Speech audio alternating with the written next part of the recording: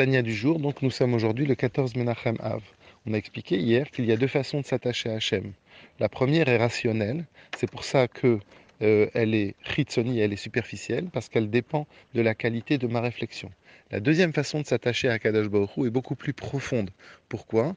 Parce qu'elle est inscrite dans mon ADN, c'est-à-dire le fait que je sois lié complètement avec Akadosh Baruch Hu, c'est le nitzot, c'est l'étincelle divine qui rayonne en moi.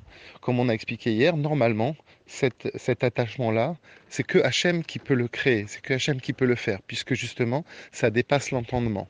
Cependant, dans notre monde matériel actuel, Akadosh Baruch Hu, il attend de nous que nous, on crée ce déclic. On a expliqué hier que ce déclic, cette Brit Mila, elle vient par la tzedaka. Pourquoi? Parce que grâce à la tzedaka, quelque part, je suis en train de donner toute ma vie à Hachem.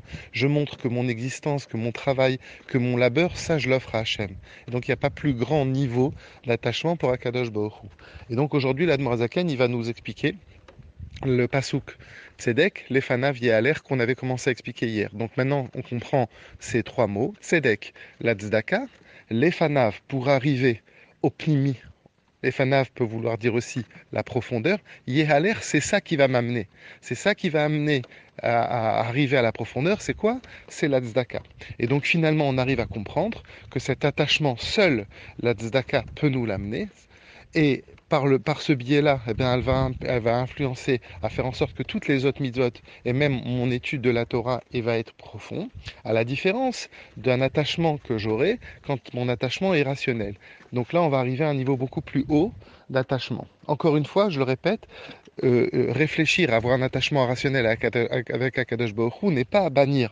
On est juste en train d'essayer de définir bien les choses. Il faut réfléchir, il faut s'attacher avec Akadosh Baruch Hu de manière aussi réfléchie. Mais on doit aussi pouvoir se dépasser et arriver à un niveau beaucoup plus haut. C'est ça que le Admorazaken attend de nous. Maintenant, on peut comprendre. Pada Beshalom Nafshi. Kadosh Baruch Hu, on est en train de dire Pada Beshalom Nafshi. On demande à Hachem, délivre mon âme. Et comment? Béchalom, avec le shalom. On explique que la tzedaka, c'est le shalom. Pourquoi? Parce que la tzedaka, elle crée le shalom entre les gens. Quand une personne, elle donne de la tzedaka, finalement, elle est en train de créer le shalom dans le monde. Pourquoi? Parce qu'il y a des pauvres, il y a des riches. Et finalement, maintenant, je suis en train d'apaiser cette situation d'injustice dont je crée la paix. Mais plus profondément, l'Admorazaka nous dit que le shalom aussi, c'est créer la paix entre nous et Hachem. Pourquoi? Parce qu'il y a un grain de sable qui empêche la neshama de pouvoir s'exprimer, c'est-à-dire la partie d'Akadosh Baruch Hu. Et quand nous on met la tzedaka, on est en train de créer le shalom entre nous et Hachem, c'est-à-dire qu'on est en train de recréer le lien qu'il y a entre nous et Hachem. Le Admorazaken termine le Tanya d'aujourd'hui en disant qu'à plus forte raison quand on donne la tzedaka en Eretz Israël, ne pas oublier qu'à l'époque justement où le Admorazaken parle, il y a eu une alia des chassidim. Les chassidim sont montés en Eretz Israël et ils ont créé le Kollel Chabad.